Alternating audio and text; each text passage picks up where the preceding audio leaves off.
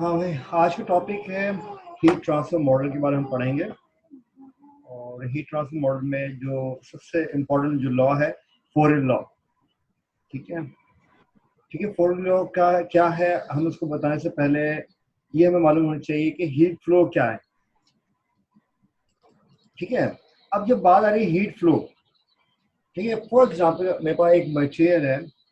ठीक है, हम कोई हीट उससे पास करवा रहे हैं उस मटेरियल, या कोई एक हीट है जो है पास हो रही है या हीट फ्लो कर रही है उस मटेरियल से। ठीक है, ठीक है। जो जितनी हीट उसके अमाउंट ऑफ हीट उसके अंदर ट्रांसफर हुई और उतनी अमाउंट हीट निकल गई, तो हमारा जो फ्लक्स है वो क्या है, जीरो। फ्लक्स होगा क्या, आउटपुट माइनस इनपुट। ठीक है, तो फ्लक्स का मतलब क्या है आपके पास, डाइवर्जेंस या ग्रेडियंट।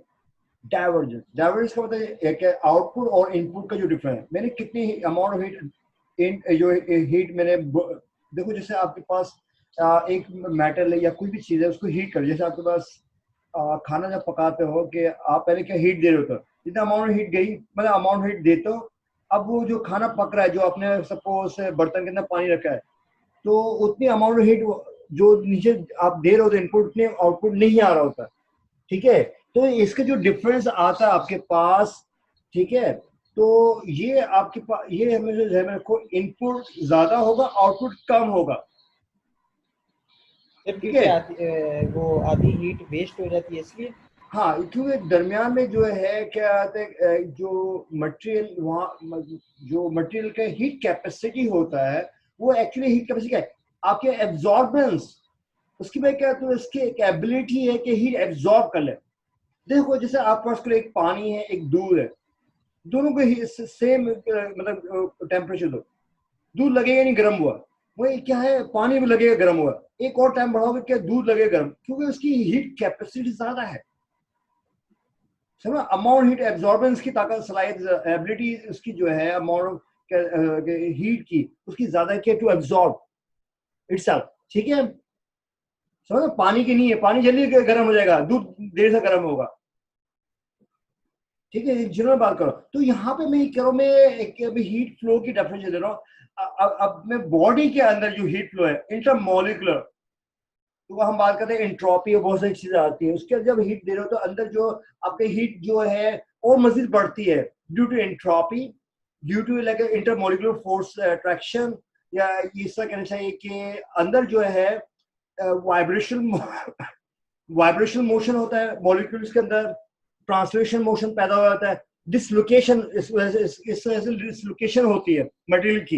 एक मटेरियल है, मैं उसको हीट दे रहा हूँ एक अमाउंट में, तो अंदर की जो स्ट्रक्चर है, वो उसकी जो अंदर की फेज है वो चेंज होती है, क्योंकि ट्रांसफॉर्मेशन, हीट ट्रांसफॉर्मेशन हो रही होती है। खैर, हम उसकी बात नहीं करेंगे, हीट फ्लो की बात है। हीट फ्लो एक्चुअली क्या है, क्योंकि एक मटेरियल से हीट पास हो रही है, तो वो मटेरियल इटसेल्फ उसके लिए क्या है, रेजिस्टेंस है। ठीक है, जितना थिक मटेरियल होगा, हीट क्या फ्लो होगी। आपके सामने क्या है, देखो, जिसे आर्मियों पहले देखते हो बाहर एक वो सेरेमिक से बना होगा बॉर्डर, दीवार, देखा होगा ना मैं। अच्छा, वो दीवार पतली हो जाए, क्या हीट ट्रांसफर हो जाएगी? हो सकती है।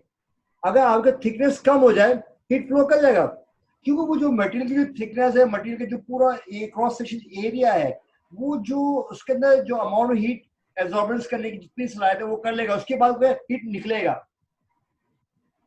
ठीक, जैसे आपका जैसे होता है, आपने क्या है, आपने टैंक में पानी भर एक बार क्या होगा, फुल होगा, फिर ओवरफ्लो होगा। इसी तरह हीट कैपेसिटी मिसाल है, आप हीट दे रहे हो एक बॉडी में, वो एब्जॉर्ब हो रहा एक क्या ओवरफ्लो टाइम आएगा, तो वो आपका हीट निकलेगा। तो आपको फिर देखो, आपने क्या है, कुछ चीज लेते हो, लकड़ी या कोई ऐसी चीज, आप उसको गर्म करो, या देखो आपने चम्मच देखा होगा, आपने जाते हैं खाने वक्त क्या है, उसके जो हैंडल है लकड़ी का हुआ, लकड़ी एक इंसुलेटर है, इंस्ट्रूमेंट है। अब वही मेटल होगा, आप फट से गर्म आपका हाथ में आ जाएगा, लगेगा और छू नहीं पाओगे चम्मच। समझ, एक प्रैक्टिकल बात बता रहा हूँ। तो जैसे आपका मटेरियल है, अब उसकी जो थिकनेस है उस पर भी डिपेंड करता है, और उसकी मटेरियल की प्रॉपर्टीज पर डिपेंड करता है। ठीक है, हीट फ्लो, अगर मैं मटेरियल रख रहा हूँ लकड़ी, एक मटेरियल रख रहा हूँ मैं लोहा, तो बताओ ज्यादा हीट कहाँ पास करेगी, लोहे को पास करेगी, क्योंकि वो थर्मल कंडक्टर मटेरियल है। दो है, एक थर्मल कंडक्टर और थर्मल क्लास तो इंसुलेटर। लगा लो।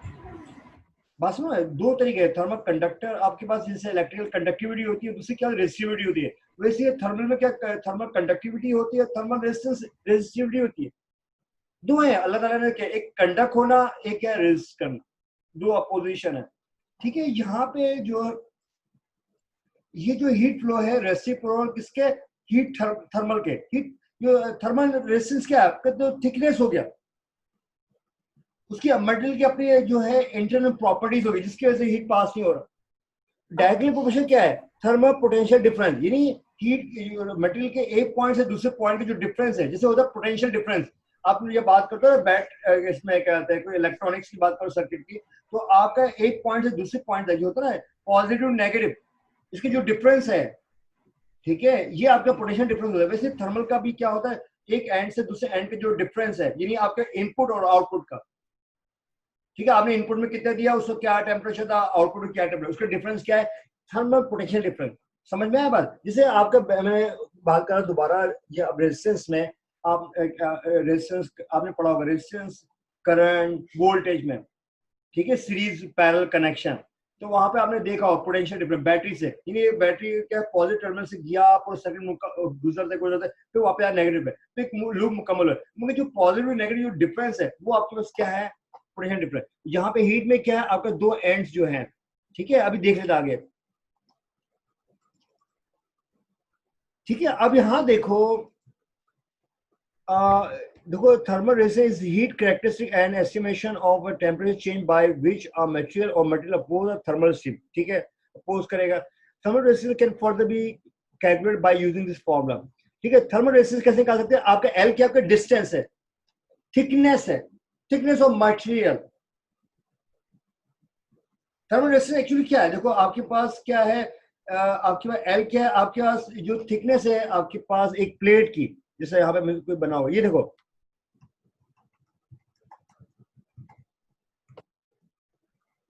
ठीक है। अब आपके पास ये जो थिकनेस हो गई इस पॉइंट से लेके इस पॉइंट तक का, ठीक है, आपके पास ये क्या है, थिकनेस है, तो ये आपके पास क्या है, थर्मल रेजिस्टेंस। और क्या हो सकता है, देखो कार्बन की अपनी थर्मल कंडक्टिविटी होगी, कॉपर की अपनी होगी, और ठीक है, इसी तरह सिलिकॉन कार्बाइड की अपनी होगी थर्मल कंडक्टिविटी। तो ये क्या है, आपका थर्मल रेजिस्टेंस है।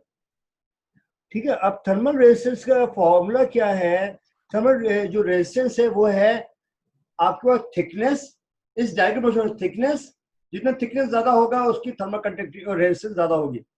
ठीक है, जैसे है, अगर मैं एक वायर बहुत उसके लेंथ बढ़ा दूं तो थर्मल रेजिस्टेंस बढ़ जाएगा।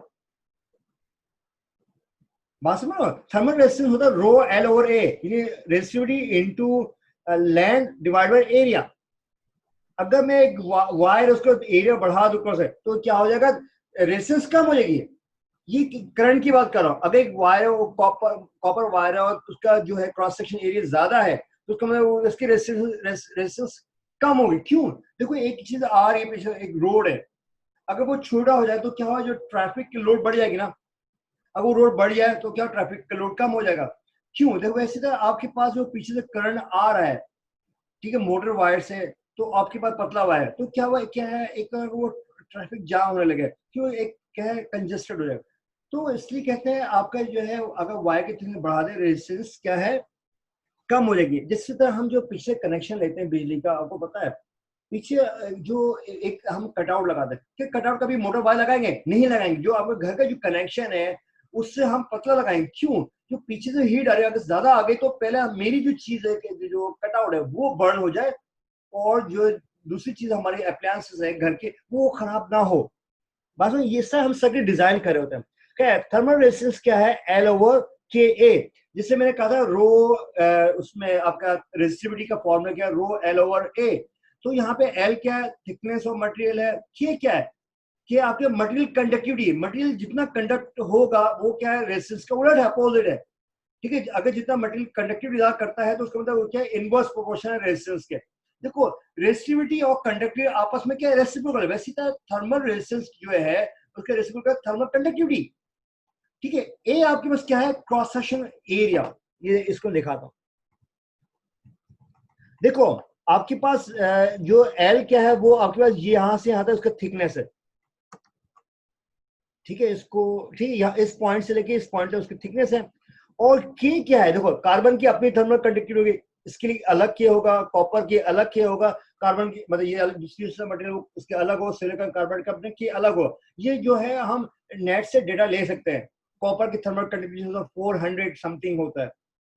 ठीक है, तो ये है कि आपके पास ये हो गया। देखो क्या क्या चीज आपके पास थर्मल रेजिस्टिविटी में, आपके पास थिकनेस हो गया, के क्या आपकी थर्मल कंडक्टिविटी होगी, थर्मल कंडक्टिविटी कार्बन कितना ऑफर कर रहा है, कॉपर कितना कर रहा है।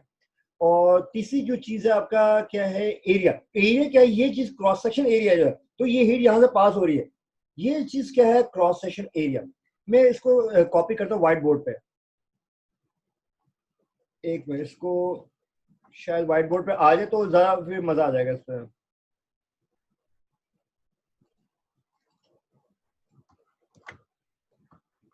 ठीक है, ये व्हाइट बोर्ड है, ठीक है, ये मैं बना रहा हूँ, ये मेरे पास कंपोजिट मटेरियल है, ठीक है।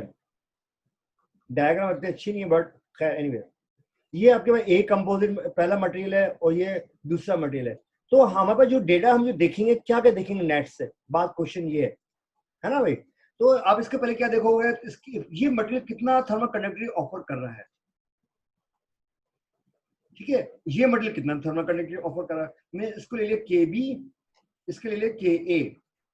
ठीक है, और हम ये देखेंगे कि एक और चीज, ये यहां से यहां तक इसका लेंथ क्या है, और क्या देखेंगे, ये चीज क्या है, क्रॉस सेक्शन है, ये पूरी चीज क्या है, क्रॉस सेक्शन एरिया जो हीट पास हो रही है। देखो मैं हीट पास करवा रहा हूँ, क्यू इसको लिख रहा हूँ, हीट पास। अब ये जो पूरा एरिया है यहाँ पे, क्रॉस सेक्शन एरिया, मैं क्रॉस सेक्शन एरिया क्यों बोला, क्योंकि ये हम 3D मटेरियल की बात करें, 3D मटेरियल हमारा कैसे बनेगा,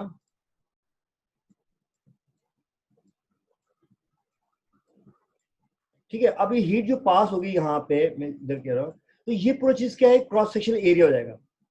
समझ, क्रॉस सेक्शन एरिया क्या होता है। तो इसका बताओ थर्मल रेजिस्टेंस का फॉर्मूला क्या बना आपके पास, थर्मल रेजिस्टेंस का फॉर्मूला बना हमारे पास, आपके पास जो डायरेक्टली प्रोपोर्शनल किससे है, जितना लेंथ बढ़ाऊंगा तो थर्मल रेजिस्टेंस बढ़ेगा। ठीक है, जैसे अब मैं एक वायर है उसका लेंथ बढ़ा दूंगा, इसकी जो रेजिस्टिविटी बढ़ जाएगी। ठीक है, और इसकी अपनी जो प्रॉपर्टीज क्या है, इनवर्सली प्रोपोर्शनल क्या है, ये है थर्मल रेजिस्टेंस, टी आर लिख रहा हूँ। ठीक है, थर्मल रेजिस्टेंस डिपेंड करता है डायरेक्टली प्रोपोर्शनल क्या है, लेंथ को बढ़ाना, थिकनेस को बढ़ा देना मटेरियल की। और दूसरा क्या है, इनवर्सली प्रोपोर्शनल किसके, कंडक्टिविटी के। यहाँ पे क्या होगा, के ए प्लस के बी दोनों होंगे। देखो के ए प्लस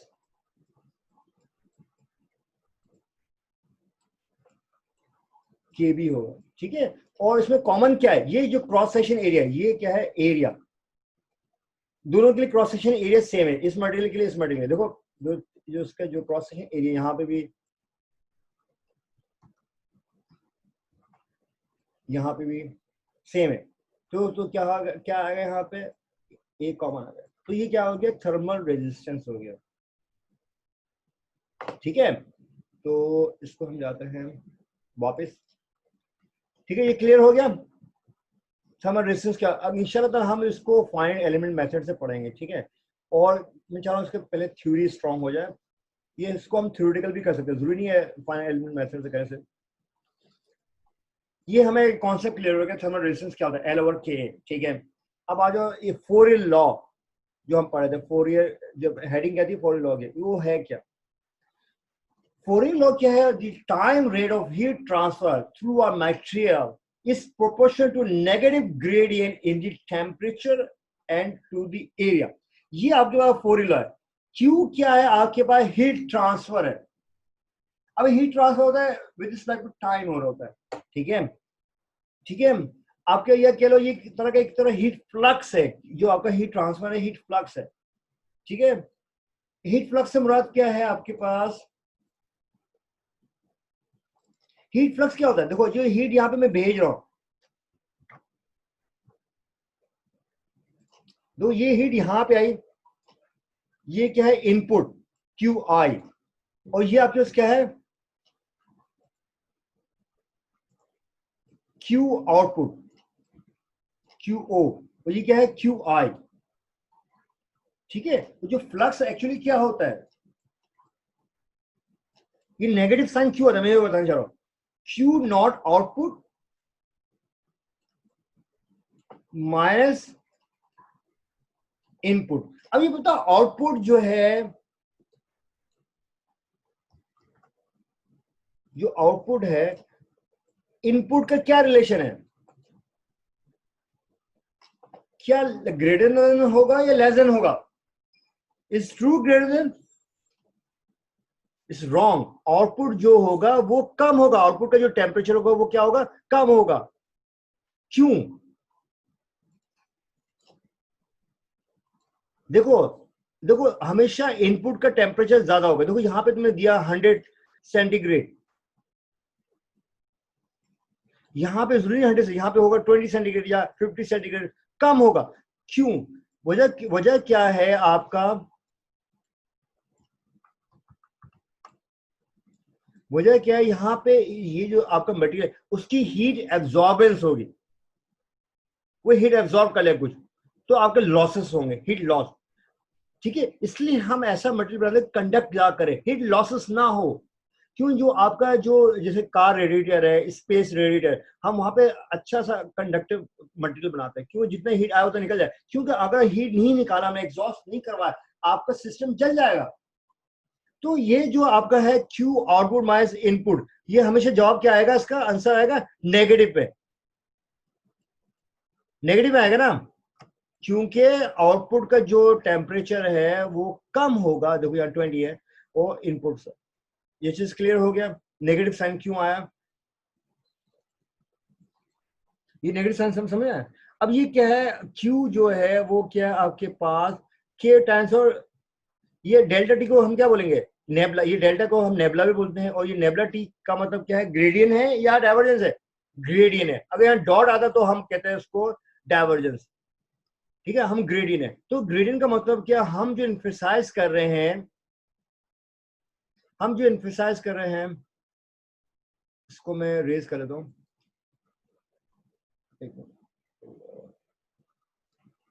ठीक है, हम जो एम्फेसाइज यहाँ पे कर रहे हैं, देखो देखो ये पूरा आपके पास बल्क मटेरियल है। आप इसमें छोटा सा एक मटेरियल ले रहा हूँ। जो डेल्टा टी क्या होगा, एक्चुअली डेल्टा टी ये होगा इंटरनल जो टेम्परेचर है मटेरियल का, जो हर पॉइंट में, जो ये पॉइंट है आपके पास है, ये एक पॉइंट है, ये पॉइंट, हर एक पॉइंट, हर एक नोड्स पे, जो आपका फाइन एलिमेंट मेथड क्या होता है, हम नोड्स बनाते हैं, ये क्या है, पॉइंट्स है। ठीक है, हमने डेटा पॉइंट्स बना दिए, तो हर एक पॉइंट पे टेम्परेचर डिफरेंट होगा। ठीक है, मैं यहाँ पे बना दिया। ठीक है, आगे मैं बताऊंगा इंशाल्लाह ताला जब टाइम मिले। ठीक है, अभी फिलहाल क्या डेल्टा टी समझो। डेल्टा टी का मतलब कि जो अंदर का जो टेम्परेचर चेंज हो रहा है, वो आपके पास क्या है, आपके पास ग्रेडियंट है, टेम्परेचर ग्रेडियंट देख रहे होते हैं।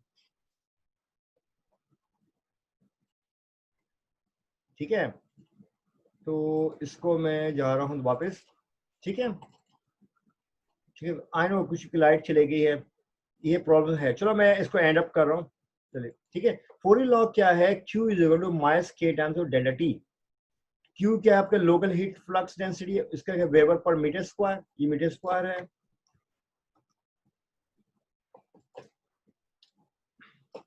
ठीक है, ये वेबर पर मीटर स्क्वायर है। और K क्या है, कंडक्टिविटी ऑफ मटेरियल है। ठीक है, और डेल्टा टी क्या है, टेम्परेचर ग्रेडियंट है। ठीक है, केल्विन पर मीटर। ठीक है, केल्विन पर मीटर क्यों है, ये हीट जो पास हो रही है, ये पर मीटर क्यों लिखा, थिकनेस, थिकनेस को हम लिख रहे हैं मीटर पे। ठीक है, ये अलग डिस्टेंस है, इसका अलग डिस्टेंस, इसका अलग, यहाँ थिकनेस कह लो।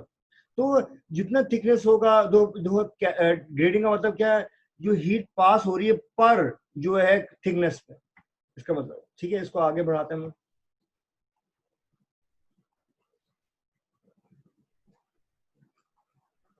ठीक है, एक रिसर्च प्रोजेक्ट था, ये कार्बन कॉपर कंपोजिट, इसमें मैंने काम भी किया हुआ है। ये स्टूडेंट थे मेरे, उसने काम किया था। ठीक है, सही है। अब ये बताओ फॉर्मूला को बताइए, कॉपर में जो पहला मटेरियल है कॉपर, इसमें जो फॉर्मूला है ये देखो,